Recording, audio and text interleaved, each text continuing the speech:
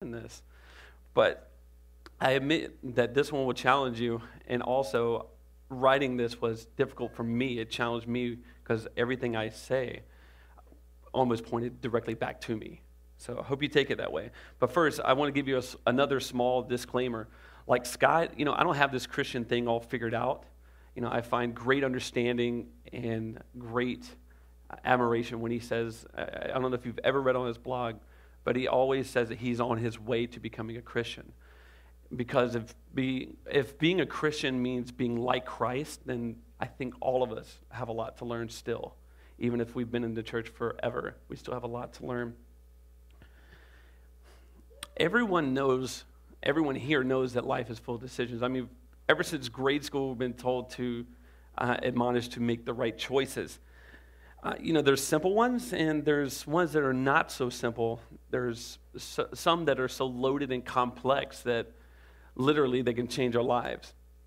Decisions like whether to give our marriages one last second chance or not, whether to keep an unborn baby or not, or whether to sit behind the wheel after you've had a few to drink or not. There's a big decisions like that. But there's also ones that happen much more frequently, and they're easy to kind of categorize as mundane or daily common choices. And I'm going to be straight with you. Here are the few choices that I have to make on a daily basis, things that I struggle with, and the things that I think about all the time. And I apologize right up front if you are described. I'm just describing my biases, okay? So here we go. So there's a person smoking a cigarette. Do I write them off as a complete idiot who willingly endangers themselves and doesn't give a choice to anyone else around them by taking in their secondhand smoke? Or do I think to myself, they probably tried to quit on numerous occasions without much success? Or even if that's not true, do I consider that I have issues and I have, addictions of my own, that if they knew about it, they would scoff at me just as much, as if I was better? Another time I may notice someone who curses profusely in public. Do I belittle their intelligence and their maturity? Or do I realize that I probably curse just as much, but only under my breath, as if that made me better? Or there's another person who's on the side of the road and they're needing my help. Do I heed all the endless news reports about bad things happening for people who stop to help other people? And do I worry about what mere man can do to me? Or do I take the story of the Good Samaritan to be something much more than just a positive metaphor? I mean, really, do I let fear stop me from being like Christ, even for one moment? Unfortunately, it does. I mean, maybe your day-to-day experiences are completely different, but those are just some of the mental choices that I have to make. And it seems like they come up all the time, whether to be filled with like a judgmental, joy-squashing spirit, or just to simply be gracious. And I really hope that all of you recognize that as a staff here at Forest Park, one of our main goals is to be radically gracious. It's not easy, but maybe your daily choices consist of one of these. I hate my job. I don't like my boss. I can't stand the people I work with. I see some people looking around already. Do I quit or do I stick it out? Because in this economic climate, do you risk your family's financial security, or do you just simply keep bringing a bad vibe into the house and taking your bad mood and taking it out on the wrong people? Or maybe you had thought something, this is a little bit more deep. I had pictured my family and I having this kind of close, intimate relationship, but it hasn't turned out like a plan. Now I feel as if it's almost no use to talk about anything that's really deep and really spiritual because I've never said anything like that before. And it'll just seem completely out of the blue. So you may be thinking and deciding if it's too late to have that kind of relationship with your kids or with your wife or with your husband that you pictured having. So do you keep going down the same road that you've been going down for years, where you leave what you really want to talk about unspoken? And the same principle applies to dating couples as well, not just the married folk. So for the next 2 Sundays, me and Bob are going to give you a short mini-series entitled Crossroads, because, like I said, every decision can literally change who you are, either by something of a great magnitude or something that's very small. Decisions can change where you're going, how you will respond to others. And this mini-series will no doubt challenge you to evaluate every decision that comes your way. And I hope that you can leave here thinking that. But today I'm going to talk about decisions regarding the people we come in contact with the most. That's our family and our friends. Some of you think since you're not married and you don't communicate with your family or with many other people outside of that, that you're kind of like on your own. You're that like lone wolf kind of guy or girl. But everyone has someone that considers you a family or a friend. Everyone has someone that, considers you family or friend. And I really hope that everyone in here knows that and realize that. So do you live as that kind of like that lone wolf, or do you realize and you decide that, I'm not even Superman, and that we all need somebody to lean on? Preach it, brother, preach it. Some of you have gotten married and started families of your own, and no doubt you prefer to stick to those extended family members who are quote-unquote normal, or those who don't annoy you.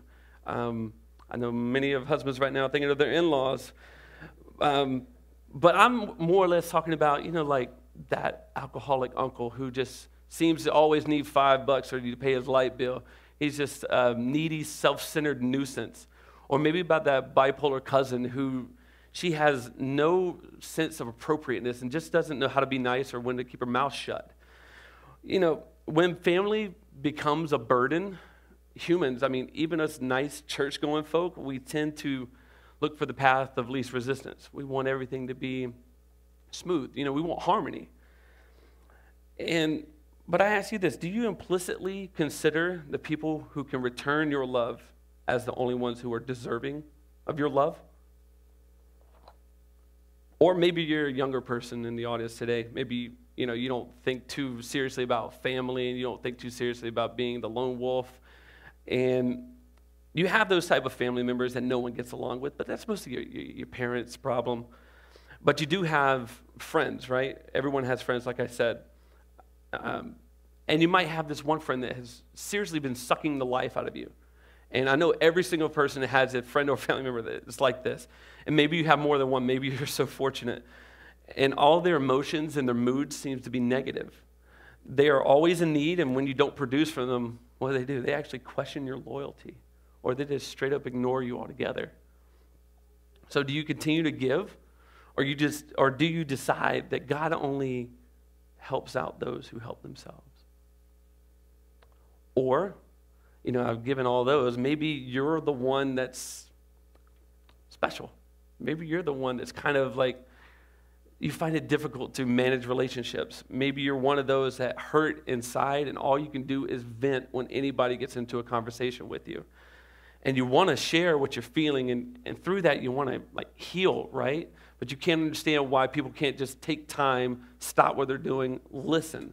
You don't have to have the answers, just listen. You want the reason why? And it's just exactly the same thing as Scott said last week. It's apathy. Every one of us, from time to time, don't care.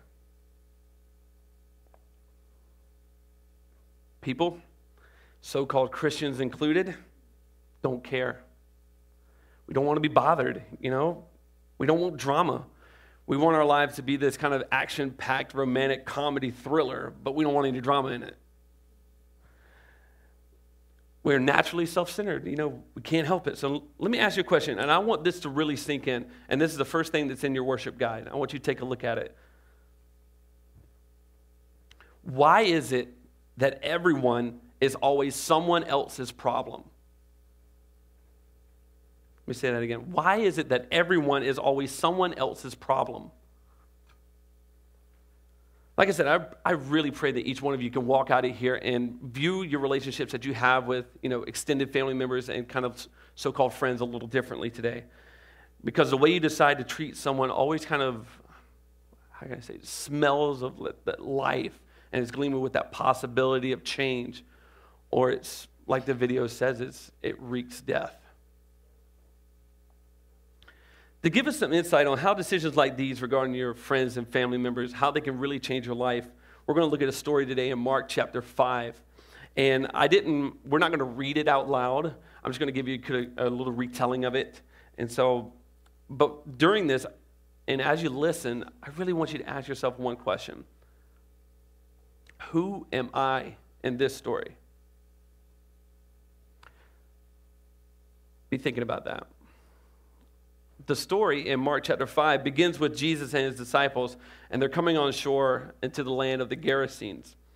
And the disciples have just survived this like near-death experience where, winds and waves had battered their small, modest vessel, right? And they're all like so afraid, and Jesus is just in the back of the boat just taking a nap during all of this, not afraid whatsoever, or not aware, which I doubt Jesus is unaware, but he's just sleeping. And the disciples wake him up and said, don't you care that we're going to die? And so Jesus just, probably goes, peace, be still. And everything just is calm and it's quiet. It's weird. I mean, the disciples are flabbergasted. They're awestruck and they're perplexed. And that's what they felt as they were kind of reeling from that shock of having that experience when they stepped off the boat to find something that would scare them yet again. Ah! There's this man running toward them. He's naked. He's bleeding. He's got broken shackles on his wrists and his ankles. And he's yelling at them. I mean, imagine that. A guy who looks like that coming after you full speed. And the locals describe this man as being too strong to be tied down. He breaks chains with no problem whatsoever.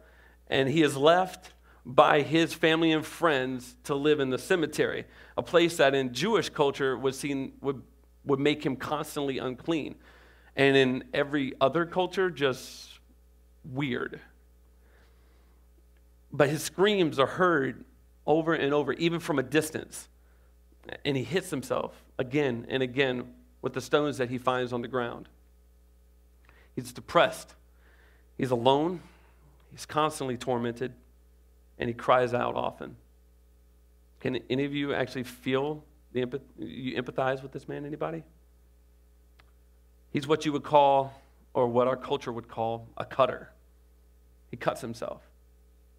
The Bible even says it. And no one, including his family, wants anything to do with him. And what he's left with is all he knows.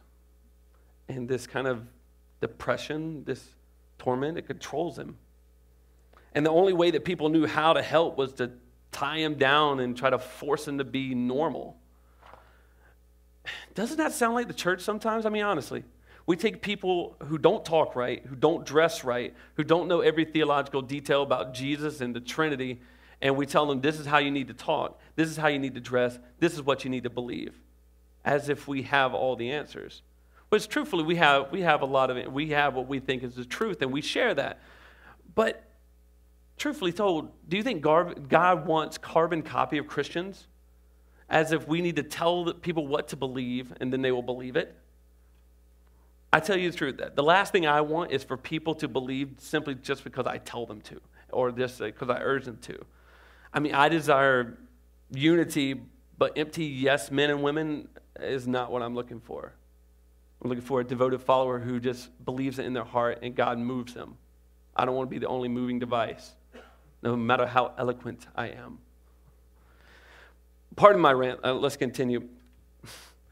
So this man, he shouts out to Jesus. He says, "Get away from me. I know who you are, the Son of the Most High God."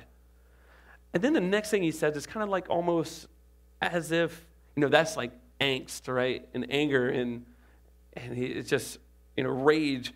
But then it seems as if the man is in there. And the next thing he says is that, "I beg you, don't torture me." It's as if he's speaking the wishes of the demons and himself at the same time. So Jesus spoke directly to this demon, and he asked him, "What's your name?" And the demon responded, "Legion, for there are many of us." Now, a legion is a specially trained battalion of Roman soldiers. Depending on sources, a legion would suggest anywhere between 2,000 to 5,000 soldiers. And so let's just go with the low estimate and assume that there's 2,000 demons in this man. The spokesperson for the demons, he noticed that there was a large herd of pigs feeding in a nearby hillside. And the spokesperson spoke up and said, "Let us go into those pigs." Jesus just said, okay, go ahead. Anybody know how many pigs there were? 2,000. There were 2,000 pigs, which I've never seen that many pigs at one time, but there were 2,000 pigs there. And I don't know if any of you have ever seen the movie The Ring, but what happens next kind of reminds me of the scene where the horses go crazy and they jump off the cliff, because that's exactly what happens with the pigs. They just go completely nuts, and the demons take control of them, but not so much control where they can actually, get them to stay still. The pigs jump off the cliff and fall to their death. Now, the herdsmen who were standing by saw this whole episode. And imagine how weird it must have been for them to see their pigs just normal for 1 second and then they're dead. And so they ran back into town, and they probably had that same feeling of fear, like, I don't know what just happened, and also anger, because their job now is gone. They have no job. Jesus has just taken their job security and drowned them. Really. And so the news spread like wildfire through this town, and all the people, they rushed out, and they wanted to hear what all the commotion was about. They wanted to kind of see what was actually happening. And they all crowded around Jesus, and they saw this man who had been insane for what seemed like years, and he was just sitting there, just chilling, fully clothed. He's calm. No doubt he's probably already starting to wipe off his wounds. And he's beginning the rest of his life as a quote-unquote normal person. But instead of rejoicing, the people were, first they were afraid, the Bible says, and then after that, it said that they were angry. Now why? Why did they get angry? It's really tough when it comes down to it, but no one is worth 2,000 pigs. Now remember, Jesus had just used 2,000 pigs that are roughly, I don't know how many of you have had a pig picking before, but a full pig costs about $200. So if we do the math, we're talking about $400,000 here. Of course, they use denarii and shekels and stuff, but just to kind of give it some perspective. But he substituted the equivalent of $400,000 for the sanity, not the life, but the sanity of this man. But the people were just irate about it. The people thought, with all rationality, it's like, what next? My bipolar cousin is going to have to sacrifice all my oxen so she'll be normal? What's next? I mean, what is it going to cost me to deal with this person? In all rationality, they're thinking, why does it cost me when he's the one that's got the problem? No, thank you, Jesus. Just leave. Leave us alone. That's exactly the one thing that the people say, and they're quoted for in Mark 5, is that they begged for Jesus to leave them alone. So Jesus did. He actually left. So the person who was the most damaged, who had nothing to offer, the one that nobody wanted, was the one that Jesus accepted that day. And was the one that accepted Jesus that day.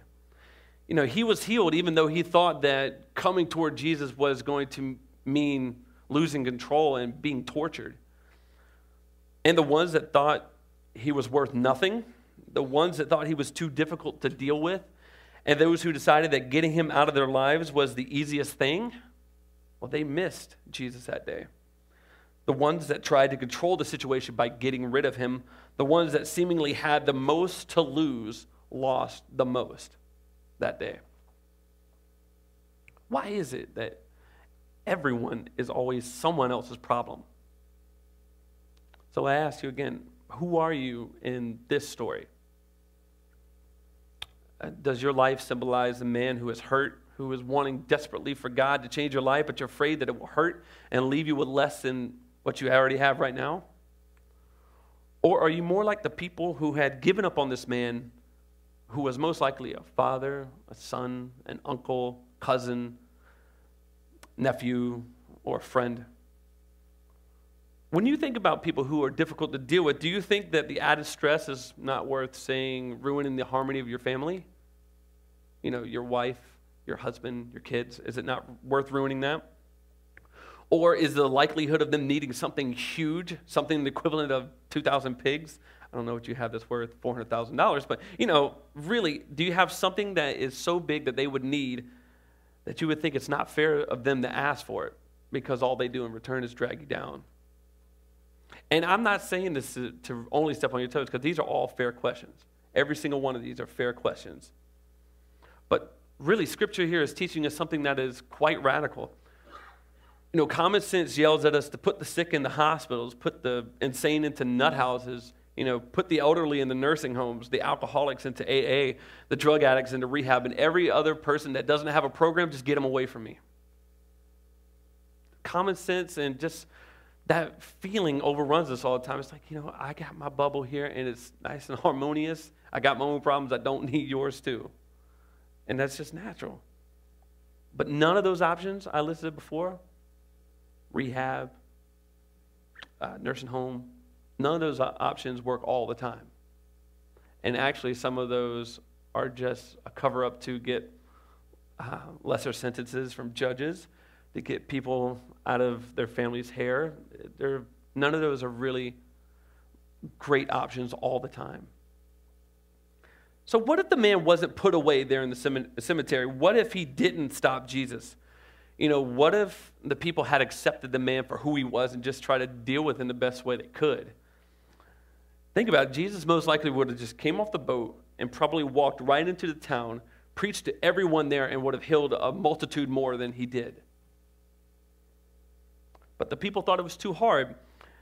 There was no reward in sight for them. There was no incentive, and so they decided to just keep the man away. And ironically, they threw away a blessing too. Caring for people in some way incurs like God's favor, and it's good for us too. God's favor for us is very good. So the ones that thought they had it all together, they decided they just didn't want Jesus. It's like the people who come into church and they know all this Bible information, and they come just because they want more info. But when you actually start challenging them, like, whoa, Pastor, you don't know what I'm really like, and you have no right. But let me think.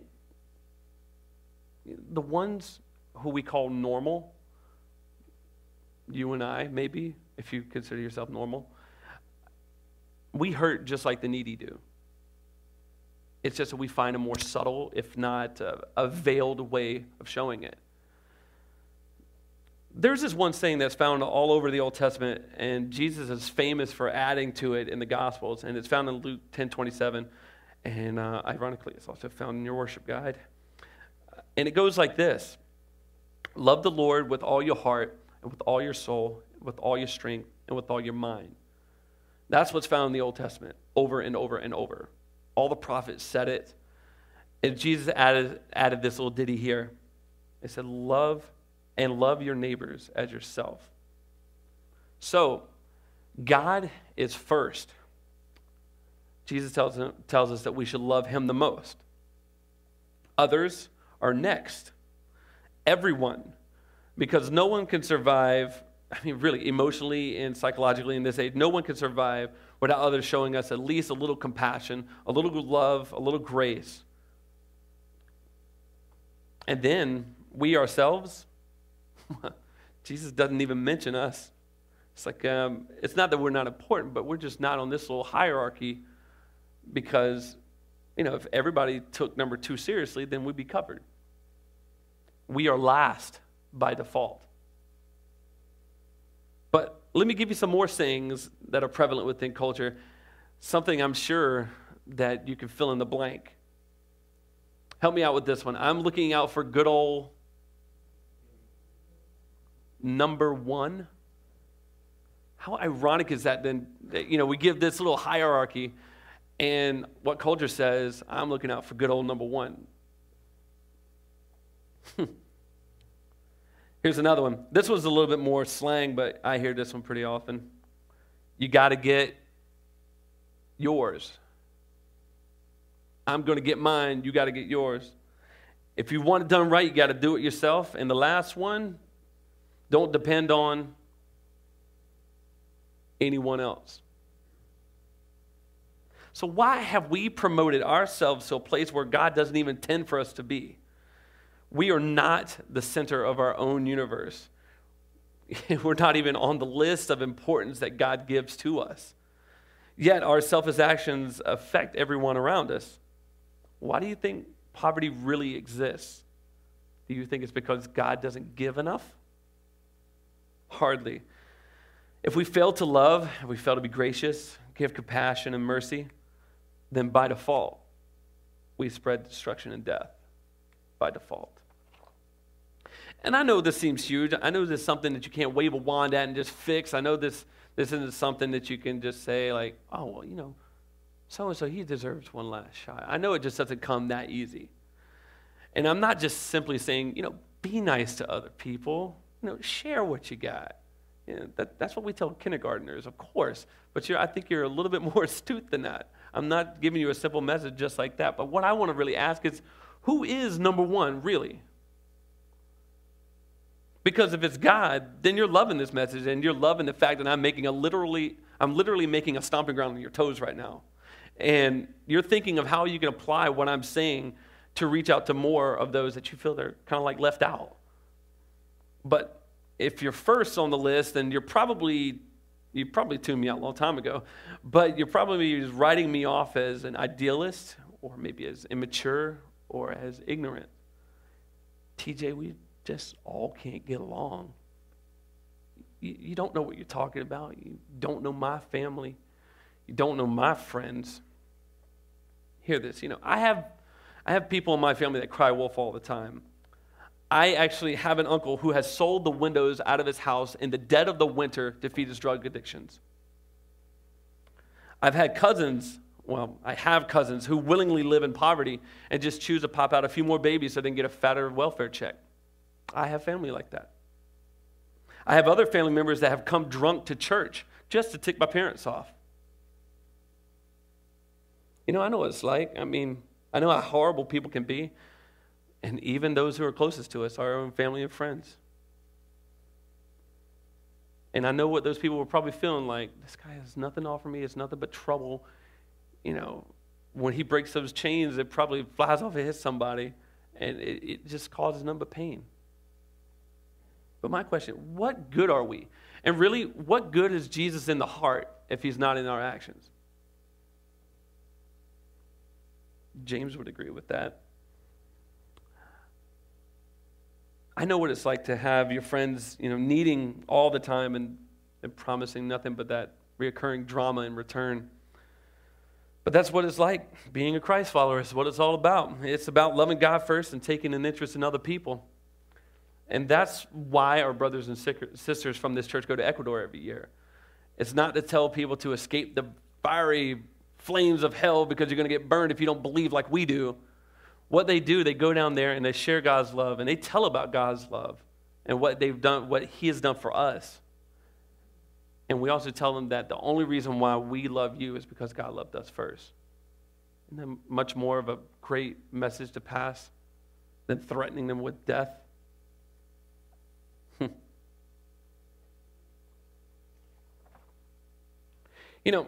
Sharing our faith and sharing our resources with other people, it's much more than just the golden rule, because the golden rule implies a return. But Christ's rule in your heart means movement in your actions, regardless of the crap you'll get in return. So I'm going to pose this final question to you. Today, I'm actually going to mark a crossroads for you. I used the key word, crosswords. Expecting Pee Wee Herman to jump out now. What are you going to do with those friends and family members that are difficult to deal with? Are you going to keep going down the same path you've had for years, what's natural, and keep those weird, needy people on the back burner and just wait till you see them at Christmas and Thanksgiving to be nice to them? Or will you just leave them by themselves? People don't change by osmosis. Most people, 99.99, cannot perform miracles on themselves. So I'm asking you to take this new road that I'm offering you today. And if you're the one who's hurting, that path to healing is never easy.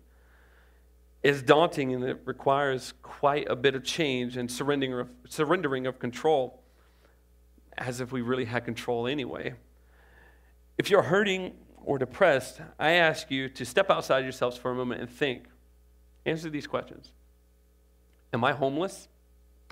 Am I starving for food every day? Am I without clothes? Am I illiterate? Do I really not have anyone who cares for me?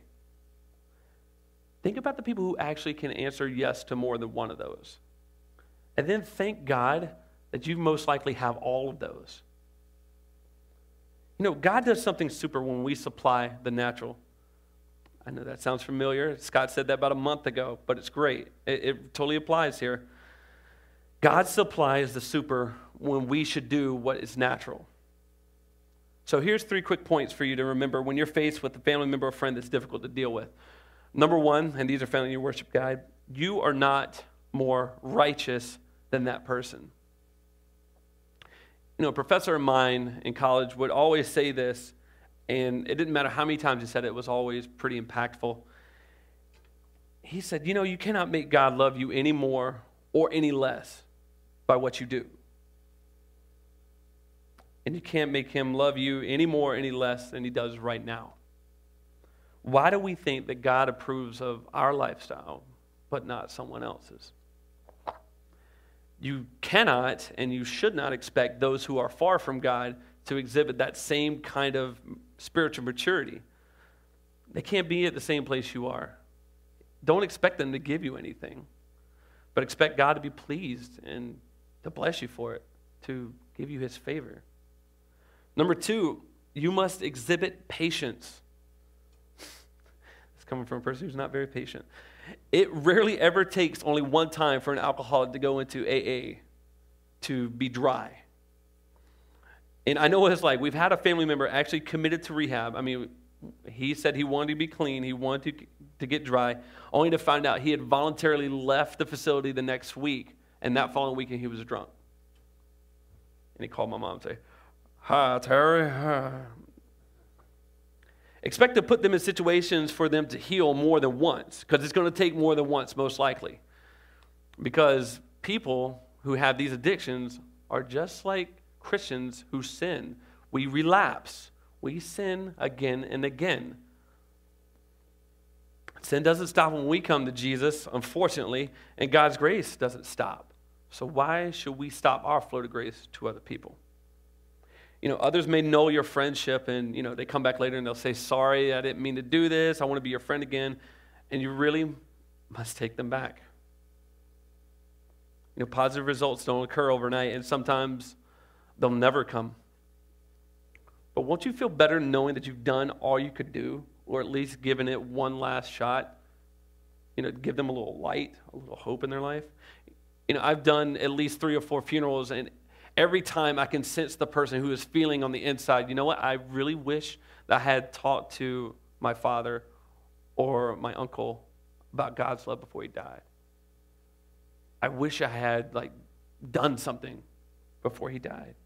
You know, and I hate, sometimes Christians, we have this tunnel vision. It's like, you know, we're worried about people's eternity, where they're going to be. You know, if they're going to be up there or down there. They're going to be in the non-smoking or the smoking section, you know? We're worried about that. But then again, we lead them to do whatever they want to do. We worry about where they're going to be, but we don't care about where they are right now. And it's ironic how that is. So don't worry about just people's eternity. Be a part of their present, their here and now, you know, where you still have a little bit of influence. Because after they die, you have no influence whatsoever. 3, liberally give your heart and your time, not just your money. Almost every addiction is made more accessible by money. So don't liberally give that out, especially to someone who can't manage it, like my little brother. That's common sense, though, right? I mean, really, you don't give money to people who can't manage it. And strongholds are destroyed, and, you know, the cold hearts are melted, and God is glorified not when we just give money, but when we give love to those who are loveless. You know, we give time to the lonely. We give an ear to the depressed. We actually give food and not just money to the hungry. When we give clothes to the naked and we give shelter to the homeless. I'm sorry to burst your bubble. You're not a missionary just by sending $30 of your money to Africa. by adopting a kid. You're not a missionary. You're doing something great, don't get me wrong. But sending your money never just accomplishes a problem. You're paying someone else to be the difference for you when you can easily be the difference. That's just, money is a temptation for us too. You can't throw money in a problem and expect it to go away. Scott said that last week. And the same thing is true for those that hurt us, that worry us, and that constantly need us. We can't just throw them away until they're gone. Then they're gone for good. Then it becomes a coulda, shoulda, woulda thing. Ryan, would you come up here and play? I'm going to tell you this story, and really, this story has been settling inside of me for the last 2 years. And something I haven't even told my parents, haven't told my brother, haven't told any of my friends, but it's something I want to share with you, and it's completely applicable to what I've been talking about today. I met this guy named Coley about 7 years ago. He was a friend of a student who was in the youth program that I was running at a church in Asheville. He was this kind of quiet, shy fellow and only talked to those whom he got to know really well. But for some reason, within like the first 2 weeks, the floodgates just opened on me, and he let everything out. And he told me the horror of finding his parents dead from a murder-suicide. His dad had struggled with depression all of his life, turned a gun on his wife, and then turned it on himself. And he found that. For a couple months after meeting him, Coley would call almost every day, and sometimes more than once a day. And I hate to say it became quite taxing. It was like I was the only one bearing his burden, and I was actually feeling crappy for him. And I would look at the caller ID and think of excuses for why I couldn't talk to him. About a year later, many phone calls and trips in and out of the psychiatric ward for himself because he was very depressed. Coley found himself a woman, got married, became a father, and it seemed like everything was finally good for him, right? And I was happy. I was like, he's going to be normal. He's not going to call anymore or as much. And then about 6 months after his son was born, the bottom kind of fell out. His wife left him, and she took their son with her. I got a call one day saying that Coley had committed suicide himself. Now, I'm not suggesting that I was his miracle. I'm not suggesting that I could have alone saved him. But the truth is, I didn't want to. I figured I had time, or that he would just snap out of it. I didn't want to be bothered. I wanted someone else to make him their problem. I didn't know what apathy would lead to, and it led to Coley's death. Now I say, shoulda, coulda, woulda.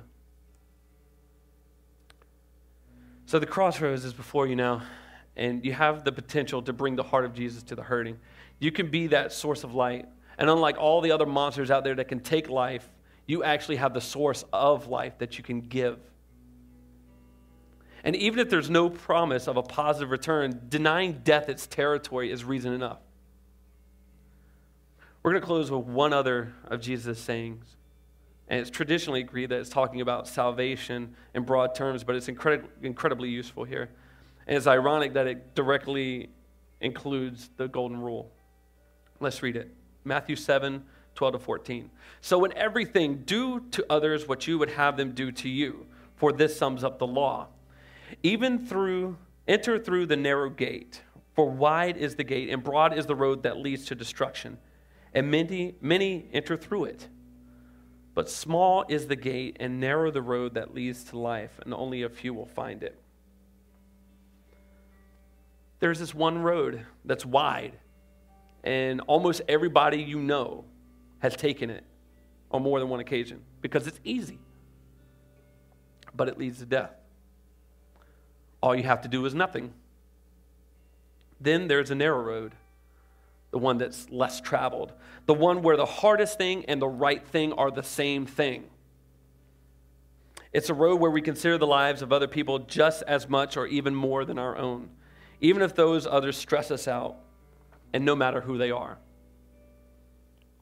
So to the loners, to the hurting, there aren't 7 billion people on this planet just so you can prove you can do it all on your own. And to the ones who see themselves as the normal people in Mark 5, God is gracious. And he's calling all of us to take up the cause of Christ and love others, especially the family of friends that so desperately need an ear and a warm heart.